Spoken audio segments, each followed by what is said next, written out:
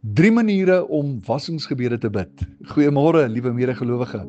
Ons is vandag by dag 10 van ons 21 dae van vas en gebed en ek gesels vanoggend met jou 'n bietjie verder oor die onderwerp van gebed en die vorm van gebed is skrifgebede en die stasie wat ons aandoen in die tabernakel is die koperwaskom. Nou vanoggend hou ek aan jou twee maniere voor waarop jy wassingsgebede kan bid en by hierdie aansluiting is dit wel belangrik en wil ek dit beklemtoon dat by hierdie vorm van gebed dit nie regtig die tyd is om Bybelstudie te doen nie, maar wassingsgebede is wat ons bid wanneer ons die reeds bestudeerde woord en daardie waarhede wat ons reeds in ons harte het, wanneer ons dit bid en terugkommunikeer tot God in gebed. Nou, voordat ek die drie wassingsgebede of twee môre 'n derde baie kortliks aan jou voorhou, terwille van tyd dink ek is dit noodsaaklik dat ek ook net sal noem, en dit is hoe belangrik dit is dat ons die skrif sal memoriseer. Nou, om meer effektief in ons gebedslewe te wees, is dit uiters belangrik dat ons in ons studietyd die woord van die Here sal memoriseer.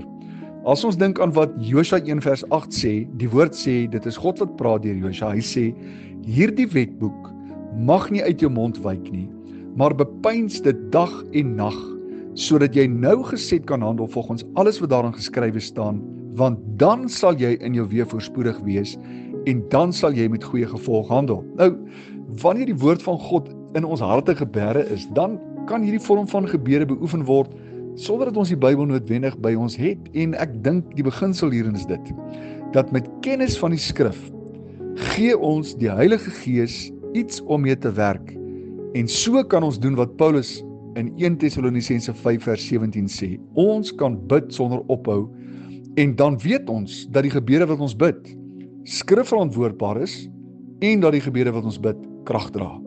Nou, kortliks, twee maniere om wassingsgebede te bid. Die eerste een natuurlik is, bid die woord van God. Nou, dit maak nie saak waar jy in jou geestelike lewe staan nie, jy kan met vrymoedigheid begin op die vlak waar jy vanoggend is. So, as jy nou nog nie baie skrif gememoriseer het nie, dan neem jy sommer 'n gedeelte wat jy in jou studietyd vanmôre deurgewerk het en 'n goeie begrip van het, 'n skrifgedeelte wat jy byvoorbeeld met redelike akkuraatheid kan parafraseer. Kom ons veronderstel jy het vanmôre uit Romeine 8 uit die oorwinningslied van Paulus gelees en dit bestudeer en ons weet mos die skrif sê vir ons daar dat as God vir ons is, wie kan teen ons wees? Dan neem jy nou daardie skrifgedeelte en jy bid die woorde daarvan terug na die Here toe, want ons lees in Jesaja 62 vers 6 dat die profeet sê, O Jerusalem, ek het wagte op jou mure gesit, wat gedurig deur die hele dag en die hele nag nie sal swyg nie. O julle wat die Here herinner aan sy beloftes, moenie rus nie. Nou, ons almal weet dat God nie sy beloftes vergeet nie, maar die realiteit is dat ons dit dikwels doen, en daarom is dit so belangrik dat ons wassingsgebede moet bid, deur skrif te bid. Herinner ek myself aan die beloftes van die Here. Dit wek geloof in my hart, my sielsdimensie word gewas, vernuwe, verkoek, en die wonderlike is dat ek gebruik die skrif as my verwysing en ek wend die skrif aan as 'n gebed tot God. Met ander woorde, iemand het eintlik een keer gesê, ek sit die wasmasjien aan. Terwyl ek bid, is daar 'n wassingsproses in die gees van my gemoed wat plaasvind. Die tweede een is, hoe om wassingsgebede te bid, is mediteer oor die woord van God. So, wanneer ek oor die woord mediteer, bedink ek nie net die woord nie, maar tree ek as ware in gesprek met God. So, hier is hoe dit werk.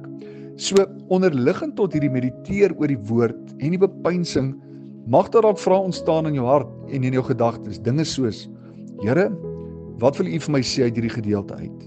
Here, watter area van my denke wil U aanspreek en vernuwe, en dit is hier waar ek en jy in die spieël van die woord onsself kan sien soos wat ons is, en dan vra ons die Here om ons te help om enige leuns of enige vestings wat nie strook met die woord van God nie, om daai dinge vir ons bloot te lê, en op daai wyse kan ons beheer wat in ons gedagtewêreld aangaan, en kan ons dit meet aan die hand van die woord, en kan ons die Here vra om die nodige korreksie in ons lewens aan te bring.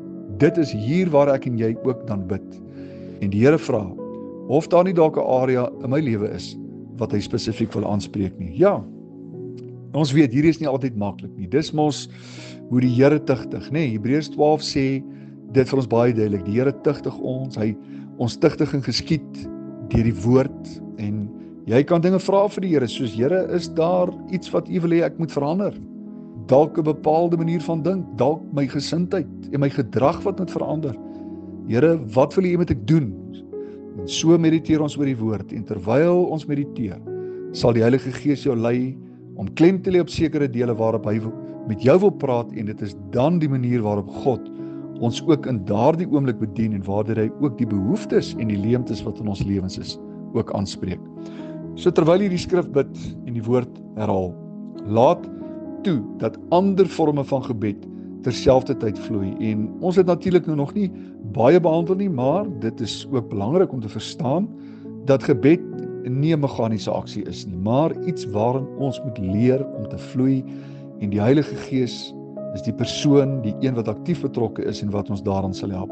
So, môre gesels ek met jou oor die laaste vorm en die manier hoe jy skrifgebede kan bid, en dit is asemhalgebede, maar môre meer daaroor. Maar vir eers net tot hier. Ek gaan jou vra om die oë te sluit en saam met my, dan bid ons saam. Vader, baie dankie, Here, dat U ons die vermoë gegee het om die woord, U woorde binne in ons mond te sit, en dat ons daardie woord kan terugbid na U toe, Here. Vader, ons weet dat die woord keer nooit leeg terug nie. Dit sal uitgaan, dit sal doen wat U behaag, dit sal voorspoedig wees in alles waartoe U dit stuur. Here, dankie dat U woord ons was. Dankie dat dit ons reinig. Dankie dat U woord ons verander. Dit is die gebed van my hart, Here. Elke een van ons wat op hierdie reis is, terwyl ons U woord in ons harte bære, dit memoriseer, dat U ons sal help, Heilige Gees, om ons denke te vernuwe, Here, en dat U ons sal help, Heilige Gees, om meer en meer skrif te kan memoriseer. Nie net in ons verstand nie, maar in ons hart van harte, sodat dit altyd gereed sal wees in tye van gebed, en dat ons gebede sal bid gerig steun deur die woord van God, die waarheid van God se woord. Vader, ons weet, dan sal daardie gebede kragtig wees, en dan sal U vereer en verheerlik word. Vader, dankie daarvoor. Seën elkeen in hierdie dag waar ons uitbeweeg na ons onderskeie werksplekke. Dit is ons gebed. In Jesus se naam bid ons dit. Amen.